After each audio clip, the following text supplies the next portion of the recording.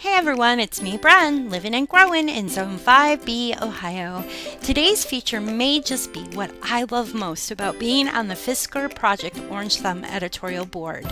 This is the 14th anniversary, and I'm honored to be on their editorial board for the second consecutive year, where I help select 30 grant recipients from the 50 finalists, more than 400 applications submitted. 30 recipients received $3,500 in cash and tools to support their own community gardens. Today I got to speak with Rigal Behrens, Community Development Planner at Working in Neighborhoods, or WIN, in Cincinnati. This organization is one of the grant recipients, and I'm thrilled to share with you this quick phone interview I was able to have with Rigal, who shared how their community in South Cumminsville has some great news being shared rather than the negative that usually fills the news. I hope this chat about their community garden touches you as much as it has me. How you doing, Rigal? I'm doing well. Thanks, Bren. Awesome to talk to you. Fellow Ohioan, right? Yeah, where are you from in Ohio? I'm up in the Northwest, so I'm towards Toledo, Bowling Green, BGSU area. So, and you're all the way down, you're down in Cincinnati. We are down in the Queen City. Very, very cool. I didn't even know it was called that, really? Mm-hmm. Yep. That's awesome. I'm really excited to talk about the gardening that you all did down there in Cincinnati this summer. But first of all, I have to ask you, so do you garden at all? I am an amateur beginner gardener, and a lot of my gardening chops this year have come with learning alongside our residents here in the neighborhood of South Cumminsville. That's awesome. So when I ask you what hardiness zone you're in, you probably have no idea what I'm talking about, right? I don't know. Okay. We have much smarter people in the neighborhood who can share that with you. It's kind of like if you look on the back of the seed package, you'll see a map back there, and it's your hardiness zone, and it lets you know, just an idea of when it's good to plant. And I'm guessing, I'm up north here, so we're we're 5B, 6. I bet you guys are 6A, because I don't think you get as much snow down there as we do up north here, but I'm not sure. No, and we definitely don't get that lake effect stuff. We're on a river and we're in a valley. So. It's pretty bad. So, all right. Well, this is awesome. So today we're going to be talking about the project Orange Thumb put on by Fiskars this year.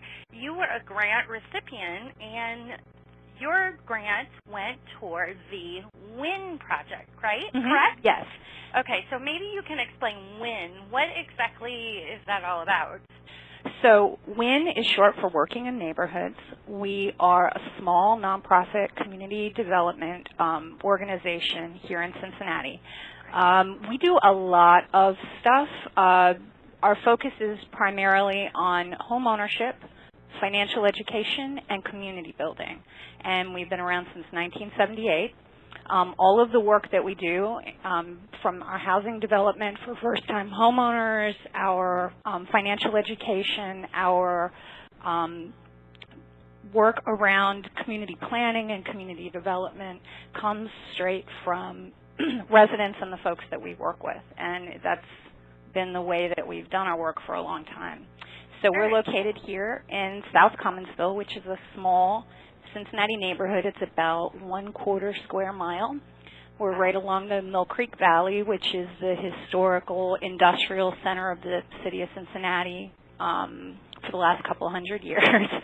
And so one of the challenges that this neighborhood faces is we have a lot of industrial land, a lot of transportation highways around the neighborhood that's built up around it. But the neighborhood itself is primarily a small little residential community here in the center of the city. It's about 90% African American. It's a low-income neighborhood. I think the median household income is right around $16,000 a year. So it can be a challenging place because of all that old industrial land right around us. There's a lot of pavement and not a lot of green space, and the buffers between our residential areas and the industrial areas aren't very robust. It's kind of right all up on top of each other. So that said, because that sounds sort of dire, right? Yeah, gloomy.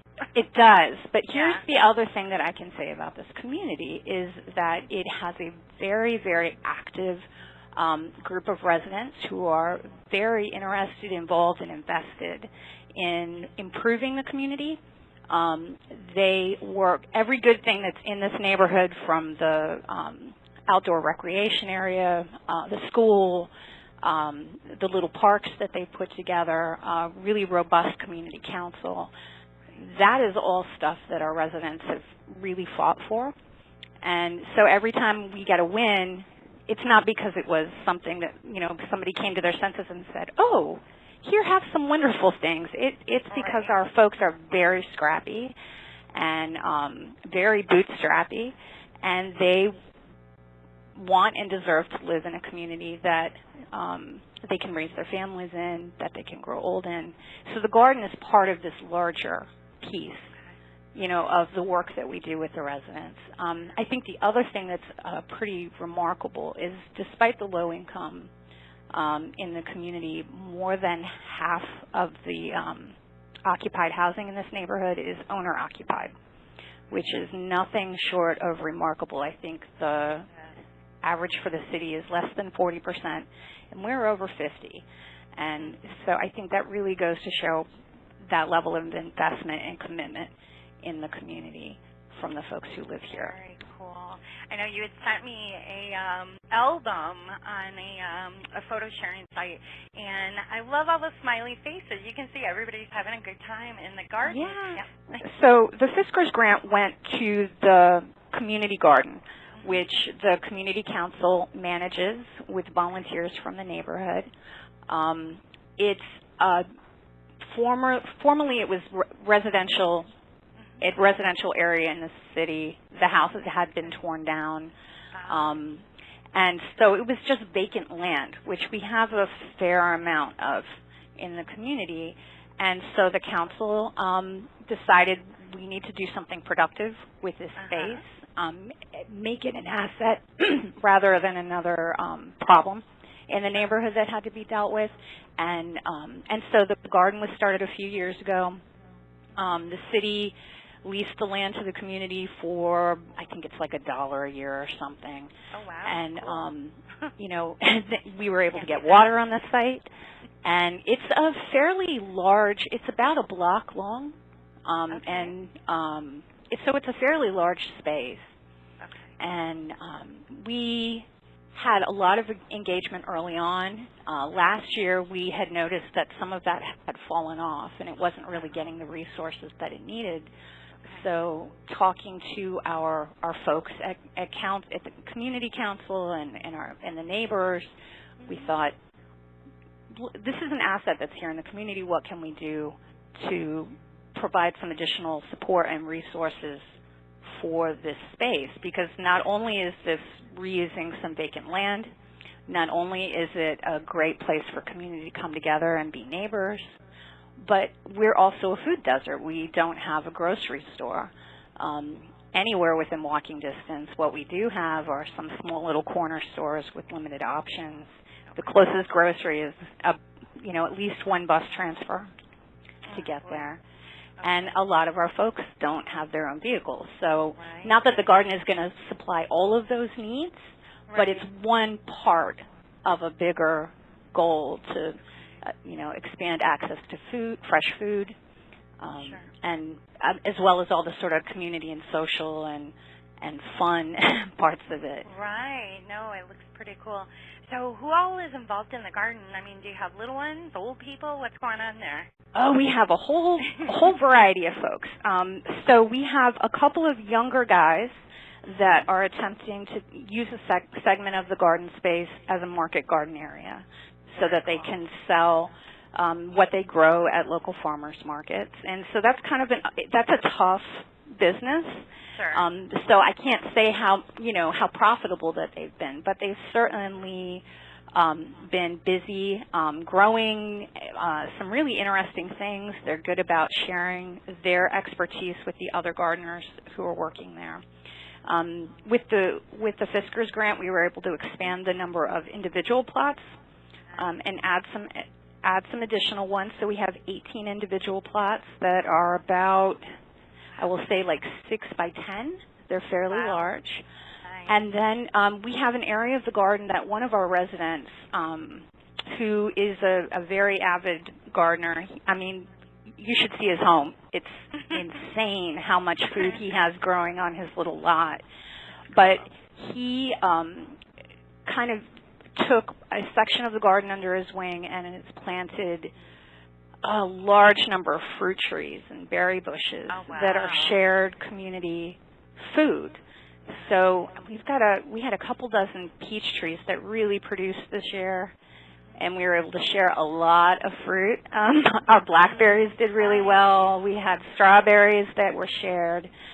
There's a small church across the street from the garden, and so some of that food is being shared with the church for their weekly Monday night dinners. So it's really been a great opportunity to do a lot of different things. Even the youth summer camp that our council runs through the summer, the kids were able to go and pick their own snacks from the community trees. And, a lot of these kids have never been to a farm. They haven't seen, what food looks like when it's growing. And, they had a great time doing that. It was really fun. We had a little community peach party, too, where we swapped recipes and picked fruit and made cobblers and stuff. It was good very fun. cool. I was going to ask you if you had some people there that were into the cooking and preserving that food. So cobbler, yum. It was super tasty. It was really fun. Cool. Very cool. So I mean, it's a broad spectrum. We are hoping that this year we can involve the youth programming, our after-school program, our summer programs even more with the garden, and add those like healthy eating and nutrition aspects to it, and see what opportunities there may be for micro enterprise pilots around the garden. Very cool. So that's what we're. I know the garden is going to solve all the ills of the world in the community, but it's a solid asset in this neighborhood, and whatever we can do to build and help meet other goals in the neighborhood, whether it's safety and health and all of those things. So. Well, judging by the pictures, you have a lot of people involved, and they're smiling and having a good time. So keep them busy. That's awesome. And do you know offhand, was there a particular tool that was most useful by Fiskars? Did you get out there and get in the soil too? Oh yes, and we had in addition to the gardeners taking care of tending their own plots, it was a great opportunity for volunteer groups around the city to work with residents on projects. And I got to tell you, those Fiskars tools came in super handy at the garden, battling back the honeysuckle bushes that are invade everything, and moving the topsoil and the mulch and the wood chips that we were able to secure for the garden.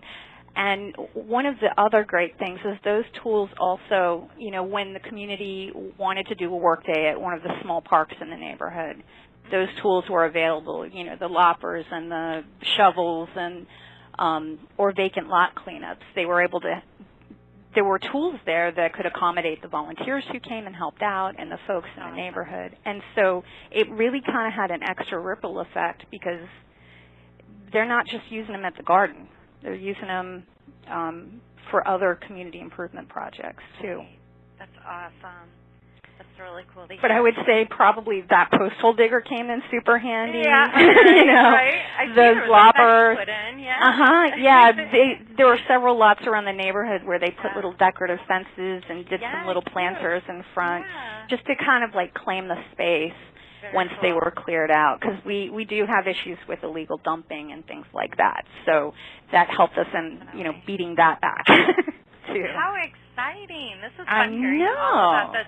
I like, one of your pictures in the gallery, it's got the garden coming, or the wind project coming soon, and it's got snow covered over it. Oh, coming, but I bet these memories from all the harvest and everything will just keep people energized and ready to go at it again next year, right? Oh, it was great. And I'll say even just the experience of writing the proposal for the grant, we worked with our residents to put that together. And that little success, people are thinking, okay, what can we do next? You know, who can we talk to? What partners can we bring to the table? Because there was a lot of partnership building around that garden this year too. So Very cool. are excited. That's awesome. This is great to hear. So if our audience wants to find out a little bit more about the gardens there in Cincinnati, where's the best place to connect with y'all? Well, given that South Cumminsville is a small neighborhood, we don't really have like a fancy, website or anything. Although Working in Neighborhoods does have a website, and so if people want to learn more about our organization, they can go to www.win, W-I-N, with a Y, CINCY.org. But South Cumminsville does have its own little Facebook page, South Cumminsville Community on Facebook. And so we share information about the garden. We share information about community events that are coming up, neighborhood meetings, and any other little bits and pieces of news, when we have our successes to even just get sidewalks fixed or, new traffic lights or, Yeah, that's good So stuff. we share that stuff with our neighbors because if you don't talk about it, it's like it doesn't happen.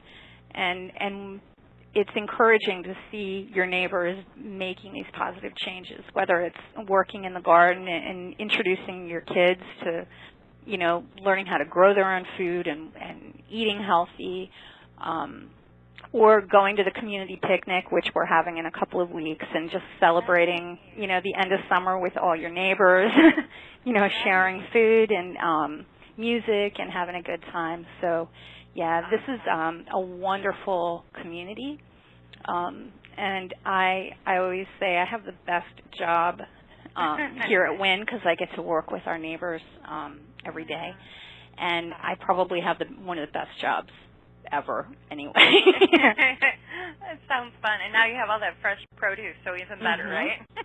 Right, and we're waiting for our figs to come in this fall, and we got pears. Yes.